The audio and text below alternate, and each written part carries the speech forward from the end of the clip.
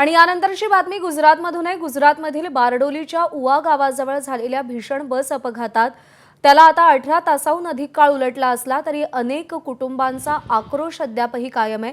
अपघातामध्ये 7 जणांचा मृत्यू झाला असून त्यापैकी केवळ एका मृतदेहाची ओळख पटली आहे। उर्वरित 6 मृतदेह इतके वाईट अवस्थेत आहेत की त्यांची ओळख पटवण्यासाठी डीएनए चाचणीचा आधार घ्यावा लागतोय। जळगाव, धुळे आणि नंदुरबार जिल्ह्यातून आलेले नातेवाईक बारडोली रुग्णालय आणि शवगृहाबाहेर आपल्या प्रियजनांच्या शोधात अक्षरशः भटकताना दिसतायत।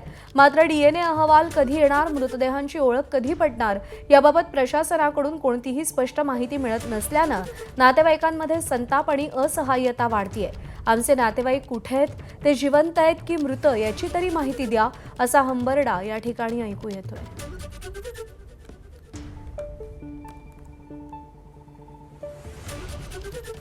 वाडोलीला झालेल्या ॲक्सिडेंटमध्ये माझे मावसा आणि मावशी हे दोघं होते गाडीत येताना। त्यांचा आत्तापर्यंत आम्हाला त्यांची बॉडी आहे ते मृत झालेले आहे की ते जखमी आहे याची पूर्ण इन्फॉर्मेशन भेटत नाही आहे।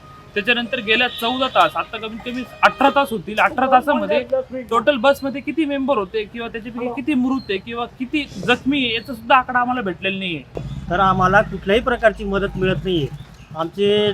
माझं एक साडू आणि साली हे दोघं डेथ झालेले, हे कन्फर्म तर झालेलंच आहे, पण ते आजपर्यंत आम्हाला डेड बॉडी पण पाहायला भेटली नाही। आणि इतकी वाईट परिस्थिती आहे, रात्री एक बॉडी गेली, ड्रायव्हरची बॉडी होती, त्या ड्रायव्हरच्या बॉडीला कफनसुद्धा नव्हता, कफन चादरमध्ये गुंडाळून त्याला घेऊन गेले, रात्री आम्ही स्वतः पाहिलं। एवढी वाईट बिकट परिस्थिती आहे, ते महाराष्ट्र शासनाने थोडं लक्ष द्यायला पाहिजे। हॉस्पिटलला मी आता बारडोलीच्या सरकारी हॉस्पिटलमध्ये उभा आहे, पण तिथे सर्व उडवाउडीचे उत्तर दिले जात आहे। डेड बॉड्या आयडेंटिफाय करायला जाऊ दिलं जात नाही आहे।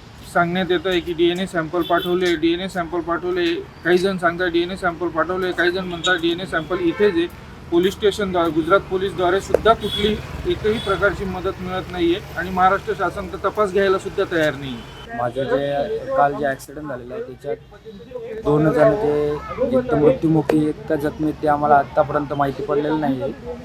इथलं जे सरकार आहे ते पण लक्ष देत नाही आणि महाराष्ट्राचं जे सरकार आहे ते तर अजिबात आमचं लक्ष देत नाही। महामंडळ जे जामनेर महामंडळ आहे तिथून एकही अधिकारी इथपर्यंत आलेला नाही आहे आमच्यापर्यंत की मदत करू का काय करू।